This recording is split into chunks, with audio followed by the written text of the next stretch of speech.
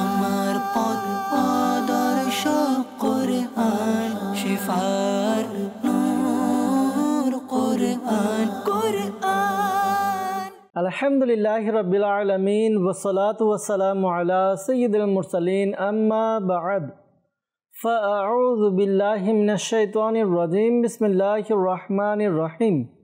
আসসালাতু ওয়াসসালামু আলাইকা ইয়া রাসূলুল্লাহ ওয়া আলা আলিকা ওয়া আসহাবিকা ইয়া হাবিবাল্লাহ। আসসালাতু ওয়াসসালামু আলাইকা ইয়া নবিয়াল্লাহ ওয়া আলা আলিকা ওয়া আসহাবিকা ইয়া নূরাল্লাহ। প্রিয় ইসলাম ভাইরা এবং মাদানী চ্যানেলের দর্শকবৃন্দ, আরও একবার আপনাদের নিকট উপস্থিত হয়েছি মাদানী চ্যানেল বাংলার ধারাবাহিক অনুষ্ঠান, যার নাম হচ্ছে কুরআনী সূরার ফজিলত। দর্শকবৃন্দ, যারা আমাদেরকে যে যেখান থেকে, দেশ হোক বা প্রবাস, যেখান থেকে দেখছেন বা শুনছেন, আপনাদের সকলকে জানাই আন্তরিক শুভেচ্ছা এবং অভিনন্দন। দর্শকবৃন্দ, আমরা চেষ্টা করি এই অনুষ্ঠানের মধ্যে কুরআনে পাকের বিভিন্ন সূরা নিয়ে এই সূরা সম্পর্কিত বিভিন্ন তথ্য উপাত্ত আপনাদের নিকট পৌঁছে দেওয়ার জন্য। আজকে আমরা ইনশাআল্লাহ তাআলা বিভিন্ন সূরার আলোচনা করব। ইতিপূর্বে বেশ কিছু সূরা আলোচনা করা হয়েছে এই অনুষ্ঠানের মধ্যে। প্রায় আমরা এক এক করে 27 পারা পর্যন্ত চলে এসেছি। 27 পারারও কিছু সূরা আমরা আপনাদের নিকট উপস্থাপন করেছি। এই সূরাগুলো কোথায় অবতীর্ণ হয়, সূরাগুলোর নামকরণের ইতিহাস কি, সূরার মধ্যে কয়টি আয়াত ও রুকু রয়েছে, এই সূরা সম্পর্কে হাদিসে পাকে কি এসেছে, পাশাপাশি এই যে সূরাটি, এই সূরাটির মধ্যে কোন বিষয় নিয়ে আলোচনা করা হয়েছে আমরা তার সংক্ষিপ্তভাবে জানার চেষ্টা করি। আজকে ইনশাআল্লাহ তাআলা দুইটি সূরা নিয়ে আলোচনা করব।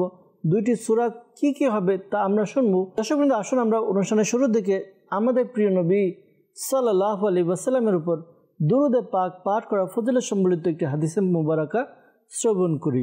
আমাদের প্রিয় নবী রাহমাতুল আলামিন, শফিউল মুজনবিন, রাসূল করিম রাউফুর রহিম সাল্লাল্লাহু তাআলা আলাইহি ওয়াসাল্লাম ইরশাদ ফরমান, যে ব্যক্তি আমার উপর একবার দুরূদে পাক পাঠ করবে, আল্লাহ তাআলা তার উপর 10টি রহমত প্রেরণ করেন। সুবহানাল্লাহ। দর্শকবৃন্দ, চিন্তা করি দুরূদে পাকের কেমন বরকত। একবার দুরূদে পাক পাঠ করব, 10টি রহমত আমরা পেয়ে যাব।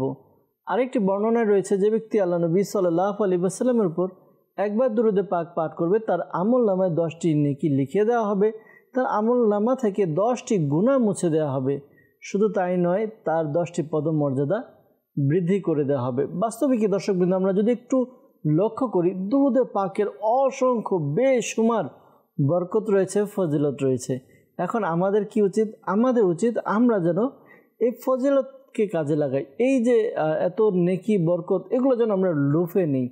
আমরা একটু সময় বের করে দুরূদে পাক পাঠ করি। ইনশাআল্লাহ তাআলা দুরূদে পাক পাঠ করব, বরকত পাবো। দুরূদে পাক পাঠ করব, নেকি অর্জিত হবে। দুরূদে পাক পাঠ করব, গুনাহ মুছে যাবে। দুরূদে পাক পাঠ করব, মর্যাদা বৃদ্ধি পাবে। তো আল্লাহ করিম আমাদেরকেও অধিক হারে বেশি বেশি দুরূদে পাক পাঠ করার তৌফিক দান করুক। সাল্লু আলাল হাবিব সাল্লাল্লাহু তাআলা আলা মুহাম্মদ সাল্লাল্লাহু তাআলা আলাইহি ওয়াসাল্লাম। দর্শকবৃন্দ, আপনারা দেখছেন অনুষ্ঠান কুরআনী সূরার ফজিলত। এই অনুষ্ঠানের মধ্যে আমরা চেষ্টা করি কুরআনে পাকের বিভিন্ন সূরা নিয়ে আলোচনা করার জন্য। এই অনুষ্ঠানে আমরা আলহামদুলিল্লাহ আযজা ওয়া জাল এক এক করে অনেকগুলো সূরা নিয়ে আলোচনা করেছি। আমরা এমনকি সূরা রহমান, সূরা ওয়াকিয়া, সূরা নজম, সূরা তুর, এই সকল সূরা নিয়েও আমরা আলোচনা করেছি, যা রিসেন্টলি গিয়েছে। আজকে আমরা উপস্থিত হয়েছি দুইটি সূরা নিয়ে আলোচনা করব। দুইটি সূরার তথ্য উপাত্ত আপনাদের নিকট পৌঁছে দেওয়ার চেষ্টা করব। এই সূরাগুলো কোথায় অবতীর্ণ হয়েছে, এর নামকরণের ইতিহাস কি, এর মধ্যে কি কি আলোচনা করা হয়েছে। দর্শকবৃন্দ, আজকের আলোচ্য যে দুটি সূরা রয়েছে তা হচ্ছে সূরা হাশর এবং সূরা মুমতাহিনা। এই দুইটি সূরা নিয়ে আজকের আলোচনা হবে। আমরা শুনব এই দুইটি সূরার মধ্যে কোন কোন বিষয়ের আলোচনা এসেছে। তো আসুন আমরা আলোচনার দিকে যাব। সাল্লু আলাল হাবিব সাল্লাল্লাহু তাআলা আলা মুহাম্মদ সাল্লাল্লাহু তাআলা আলাইহি ওয়াসাল্লাম।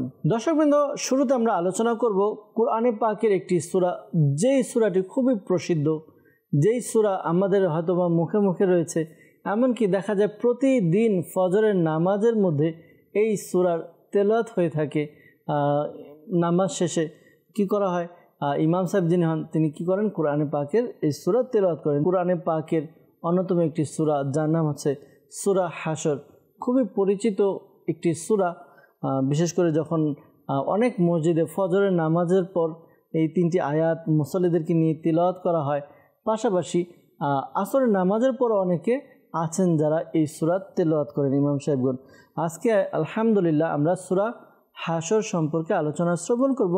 সূরা হাশর কোথায় অবতীর্ণ হয়েছে, সূরা হাশরে কয়টি আয়াত ও রুকু রয়েছে, সূরা হাশর এর নামকরণ কেন করা হলো, সূরা হাশর সম্পর্কিত হাদিসে পাকে কি এসেছে এবং সূরা হাশর এর মধ্যে কোন কোন বিষয়ের আলোচনা করা হয়েছে।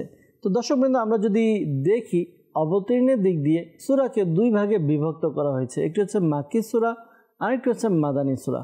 তো সূরা হাশরের ব্যাপারে বর্ণিত হয়েছে তাফসিরে খাজিনের মধ্যে যে সূরা হাশর মদিনায় মুনাওয়ারায় অবতীর্ণ হয়েছে, অর্থাৎ অবতীর্ণের দিক দিয়ে সূরা হাশর এটি হচ্ছে মাদানী সূরা। সূরা হাশরের মধ্যে 3টি রুকু এবং 24টি আয়াতে মুবারক রয়েছে। এখন আমরা জানব সূরা হাশর এর নাম হাশর কেন রাখা হলো, অন্য নাম না হয়ে হাশর কেন রাখা হয়েছে। তো দর্শকবৃন্দ, হাশর এই শব্দের অর্থ হচ্ছে লোকদেরকে একত্রিত করা।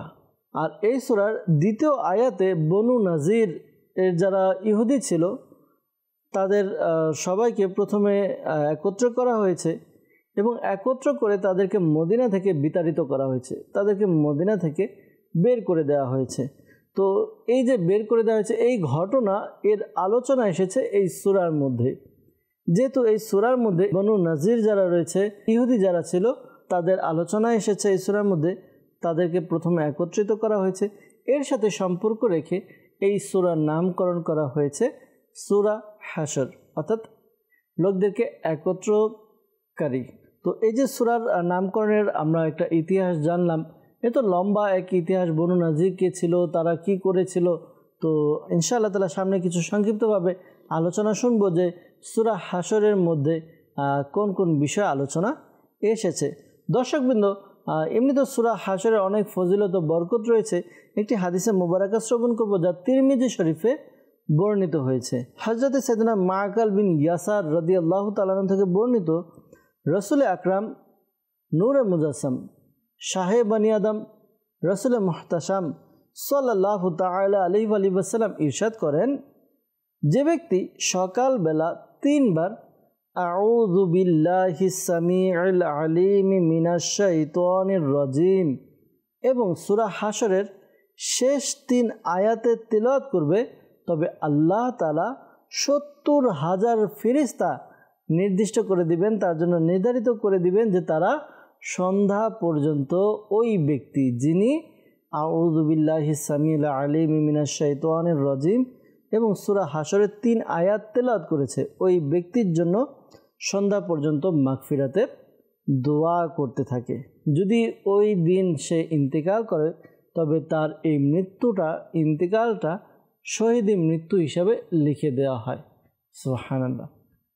এবং যে ব্যক্তি সন্ধ্যায় এই আমল করবে, অর্থাৎ আউযু বিল্লাহিস সামিউল আলিম মিনাশ শাইতানির রাজিম 3 বার পড়বে এবং সূরা হাশরের শেষ 3 আয়াত পড়বে, তাহলে তারও ওই সন্ধ্যা থেকে নিয়ে সকাল পর্যন্ত একই ফজিলত, একই প্রতিদান রয়েছে। সুবহানাল্লাহ। দর্শকবৃন্দ, চিন্তা করি আমাদের জন্য নেকি করা, আল্লাহ তাআলার পক্ষ থেকে ক্ষমা পাওয়ার কত সুন্দর চমৎকার মাধ্যম। আমরা সকালবেলা এই আমল করব, সন্ধ্যায় এই আমলটি করব, সূরা হাশরের শেষ 3 আয়াত তেলাওয়াত করব, তো এর বরকত হবে যে সন্ধ্যা পর্যন্ত 70,000 এবং সন্ধ্যা থেকে সকাল পর্যন্ত 70,000 ফেরেশতা আমাদের জন্য মাগফিরাতের দোয়া করবে। সুবহানাল্লাহ, সুবহানাল্লাহ। আল্লাহ করিম আমাদেরকেও রেগুলার এই সূরার তেলাওয়াত করা, এই আমলটি করার তৌফিক দান করুক, আমিন। দর্শকবৃন্দ, আমরা আলোচনা করছি সূরা হাশর সম্পর্কে। সূরা হাশর কোথায় অবতীর্ণ হয়েছে জেনেছি আমরা, সূরা হাশরের কয়টি আয়াত ও রুকু রয়েছে তাও জেনেছি, সূরা হাশরের যে নামকরণের ইতিহাস তাও আমরা জেনেছি। আমরা সূরা হাশর সম্পর্কে একটি ফজিলত শুনলাম। এখন আমরা যাব সূরা হাশর সম্পর্কে। সূরা হাশরের মধ্যে কোন কোন বিষয়ের আলোচনা করা হয়েছে, কোন কোন বিষয়ের আলোচনা হয়েছে, এই সকল বিষয় আজকে আমরা আলোচনা শ্রবণ করব ইনশাআল্লাহ আযজা ওয়া জাল। দর্শকবৃন্দ, যদি আমরা লক্ষ্য করি এই যে সূরাটি সূরা হাশর, এর মূল যেই আলোচ্য বিষয় তা হচ্ছে এর মধ্যে বনু নাজির যারা রয়েছে, বনু নাজিরে যারা ইহুদি, তাদেরকে মদিনায় মুনাওয়ারা থেকে বের করে দেওয়া হয়েছিল, তাদেরকে বিতাড়িত করা হয়েছিল। তাদের এই বের করার ব্যাপারে এই সূরার মধ্যে আলোচনা করা হয়েছে। যেহেতু হাসর তাদেরকে কেন্দ্র করে অর্থাৎ একত্র করা, তো এই সূরার মধ্যে এই বিষয়টি মূলভাবে অর্থাৎ প্রধান হিসাবে আলোচনা করা হয়েছে এই বিষয়টি। পাশাপাশি মুসলমানদের কিছু শরী হুকুম আহকামও এই সূরার মধ্যে বর্ণনা করা হয়েছে। দর্শকবৃন্দ, আরও কিছু বিষয় রয়েছে যে বিষয়গুলো এই সূরার মধ্যে আলোচনা করা হয়েছে। আসুন আমরা সংক্ষিপ্তভাবে এই বিষয়গুলো ইনশাআল্লাহ তাআলা শ্রবণ করব। পাশাপাশি আমাদের আরও একটি সূরা, আজকের আলোচ্য বিষয় সূরা মুমতাহিনা, এই সূরা সম্পর্কেও আমরা শ্রবণ করব ইনশাআল্লাহ আজ্জা ওয়া জাল। দর্শকবৃন্দ, এই সূরার মধ্যে আর যে আলোচ্য বিষয় রয়েছে তা হচ্ছে এই সূরার শুরুর দিকে এই বিষয়টি বলা হয়েছে যে মানুষ, তারপর পশু প্রাণী, উদ্ভিদ এবং জড় বস্তু, মোট কথা পুরো কায়নাত যে রয়েছে, পুরো কায়নাতের প্রত্যেকটি বস্তু, প্রত্যেকটা জিনিস আল্লাহ তাআলার কি করে পবিত্রতা বর্ণনা করে এবং আল্লাহ তাআলার কুদরত, আল্লাহ তাআলার একত্ববাদ, আল্লাহ তাআলার মাহাত্ম্য এগুলো সাক্ষী দেয়। আর আল্লাহ তাআলার মাহাত্ম্য সবাই স্বীকার করে। এই বিষয়গুলো আলোচনা করা হয়েছে এই সূরার অর্থাৎ সূরা হাসরের শুরুর দিকে। দর্শকবৃন্দ, পাশাপাশি এই সূরার মধ্যে আরও যে বিষয় আলোচনা করা হয়েছে তা হচ্ছে এই সূরার মধ্যে এই বিষয়টিও বর্ণনা করা হয়েছে যে বনু নজিরের যারা ইহুদি ছিল, তারা আমাদের নবী করিম রাউফুর রহিম সাল্লাল্লাহু আলাইহি ওয়াসাল্লামের সাথে চুক্তি করেছিল। এই চুক্তি ভঙ্গ করেছে তারা। আল্লাহ নবী সাল্লাল্লাহু আলাইহি ওয়াসাল্লামকে শহীদ করার জন্য তারা ষড়যন্ত্র তৈরি করে। আর এর ফলাফল, এর নতিজা হিসেবে এই বনু নজির যারা রয়েছে তাদেরকে মদিনা মুনাওয়ারা থেকে বের করে দেওয়া হয় তাদেরকে একেবারে। তো দর্শকবৃন্দ, এই বিষয়টি আলোচনা করা হয়েছে। তো বনু নজির তাদেরকে কেন বের করে দেওয়া হয়েছে এই বিষয়টি আমরা আজকে এই অনুষ্ঠানে জানলাম। সম্পদের কিছু হুকুম আহকাম এই সূরার মধ্যে বর্ণনা করা হয়েছে। পাশাপাশি মুসলমানদেরকে এই ব্যাপারে হুকুম অর্থাৎ নির্দেশ দেওয়া হয়েছে যে রাসূল করিম সাল্লাল্লাহু আলাইহি ওয়াসাল্লাম যা কিছুই মুসলমানদেরকে দান করে তা যেন মুসলমান অর্থাৎ যারা রয়েছে মুসলমানরা তারা যেন তা নিয়ে নেয়। এবং আল্লাহ নবী সাল্লাল্লাহু তাআলা আলাইহি ওয়াসাল্লাম যে সকল বিষয়ের ব্যাপারে নিষেধ করেছেন যে এই কাজ করিও না, এটা নিও না, এটা করিও না, ওটা করিও না, যে বিষয়গুলো সম্পর্কে আল্লাহ নবী সাল্লাল্লাহু আলাইহি ওয়াসাল্লাম নিষেধ করেছেন ওই বিষয়গুলো থেকে বিরত থাকতে বলা হয়েছে এবং আল্লাহ তাআলাকে ভয় করার জন্য এই সূরার মধ্যে আলোচনা করা হয়েছে। দর্শকবৃন্দ, এই সূরার মধ্যে আরও কিছু বিষয় আলোচনা করা হয়েছে।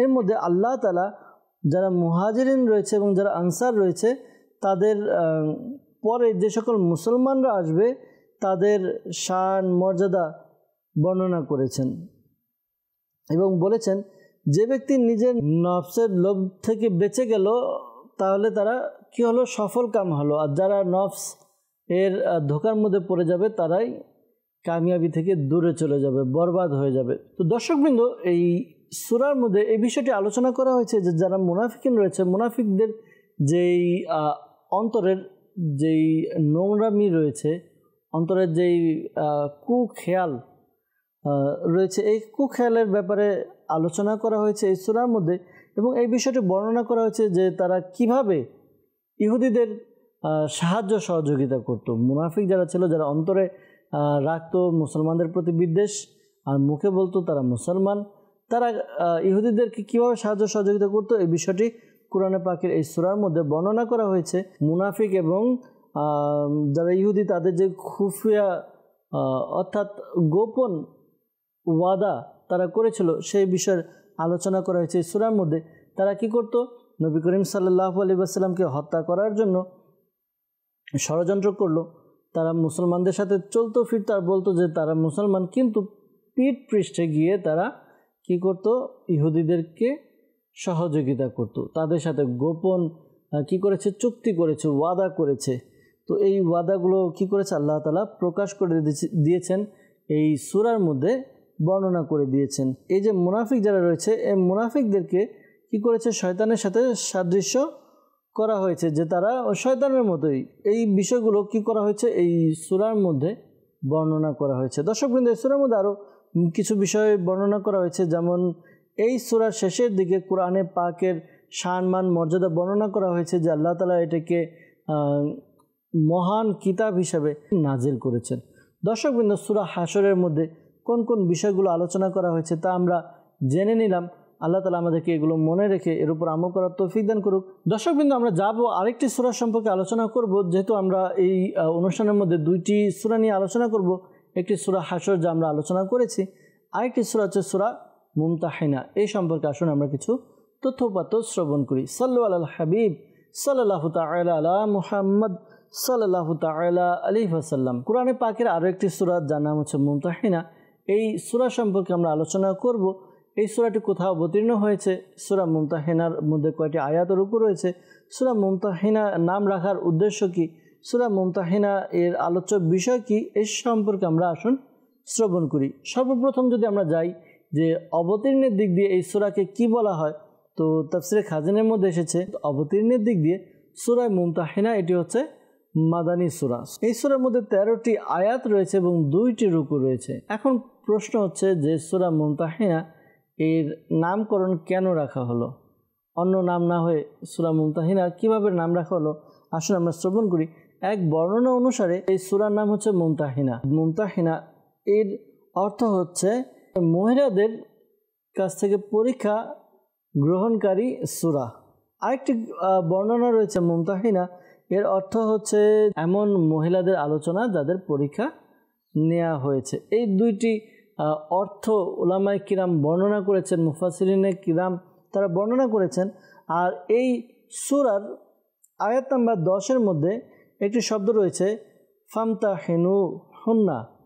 তো এই যে এই ফামতাহিনু হুন্না, এই যে আয়াতে মুবারাকা রয়েছে, শব্দ রয়েছে, এর সাথে সম্পর্ক রেখে এই সূরার নামকরণ করা হয়েছে মুমতাহিনা। দর্শকবৃন্দ, আমরা নামকরণের ইতিহাস সম্পর্কে জানলাম।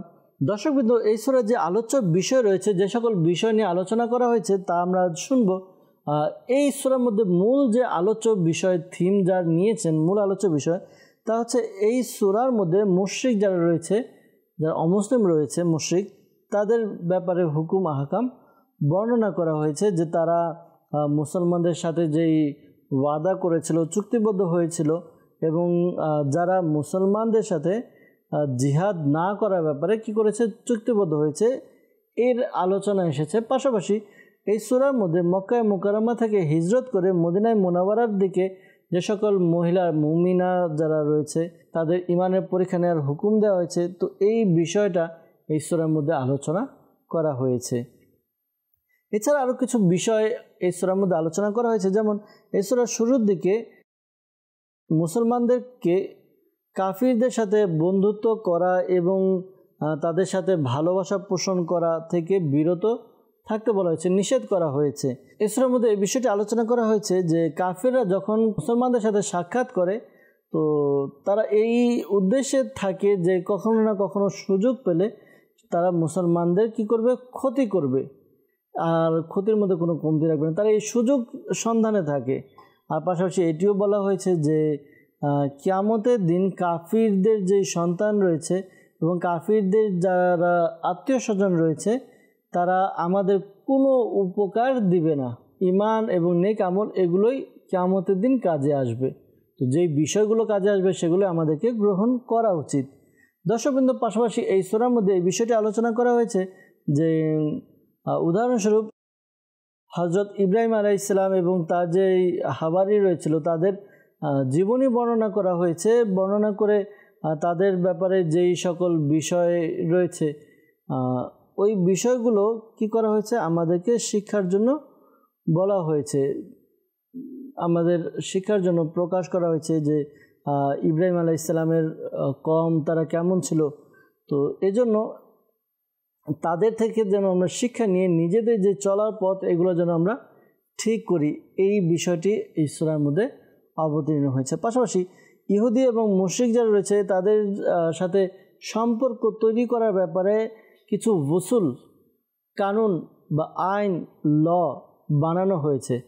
মদিনায়ে মুনাওয়ারায় হিজরত করে যা এই সকল মুসলমান মহিলা ইমানদার যারা পৌঁছেছিল তাদের পরীক্ষা নেওয়ার নির্দেশ দেওয়া হয়েছিল এবং তাদের ব্যাপারে কিছু শরী হুকুম আহকাম বিধিবিধান বর্ণনা করা হয়েছে এই সূরার মধ্যে। পাশাপাশি দর্শকবৃন্দ, এই সূরার শেষের দিকে মুসলমানদেরকে ইহুদিদের সাথে দোস্তি, বন্ধুত্ব, ভালোবাসা এগুলো থেকে বিরত থাকতে বলা হয়েছে। দর্শকবৃন্দ, আমরা যদি আলোচনা করতে যাই অনেক আলোচনা হবে। মনে রাখবেন, যারা অমুসলিম হয়, বিধর্মী হয়, অন্য ধর্মের লোক হয়, কাফির হয়, মুশরিক হয়, তারা মুসলমানদের ক্ষতিই সবসময় চায়। তারা সুযোগ সন্ধানে থাকে, যদি কখনো এই সুযোগ চলে আসে তাহলে এই ক্ষতি করবে, ওই ক্ষতি করবে, ওই ক্ষতি করবে। আল্লাহ তাআলা আমাদেরকে বোঝার তৌফিক দান করুক, আল্লাহ তাআলা আমাদেরকে হেফাজত দান করুক। দর্শকবৃন্দ, অনুষ্ঠানের মধ্যে আমরা বেশ কিছু বিষয় শিখতে পেরেছি, জানতে পেরেছি, আমাদের জন্য দিক নির্দেশনা এগুলো। পূর্বের উম্মতরা কী করেছিল, আল্লাহ তাআলা এই সূরার মধ্যে এই বিষয়গুলো অবতীর্ণ করেছেন। তার মানে আমাদেরকে এইগুলো থেকে বাঁচতে হবে, এগুলো থেকে আমাদেরকে আমল করতে হবে, এইগুলো আমাদের যাচাই বাছাই করে চলতে হবে। আল্লাহ তাআলা আমরা যা কিছু শুনলাম, শিখলাম, আল্লাহ তাআলা আমল করার তৌফিক দান করুক, অন্যের নিকট পৌঁছে দেওয়ার তৌফিক দান করুক। দর্শকবৃন্দ, অনেকটা সময় ধরে আপনাদের সাথে ছিলাম। এই অনুষ্ঠানের মধ্যে দুইটি সূরা নিয়ে আলোচনা করেছি, সূরা হাশর এবং সূরা মুমতাহিনা। তো ইনশাআল্লাহ তাআলা পরবর্তী পর্বে আমরা আরও কিছু সূরা নিয়ে উপস্থিত হব। ততক্ষণ পর্যন্ত ভালো থাকবেন, সুস্থ থাকবেন, মাদানী চ্যানেলের অন্যান্য অনুষ্ঠানের সঙ্গেই থাকবেন। সাল্লু আলাল হাবিব সাল্লাল্লাহু তাআলা আলা মুহাম্মদ সাল্লাল্লাহু আলাইহি ওয়াসাল্লাম।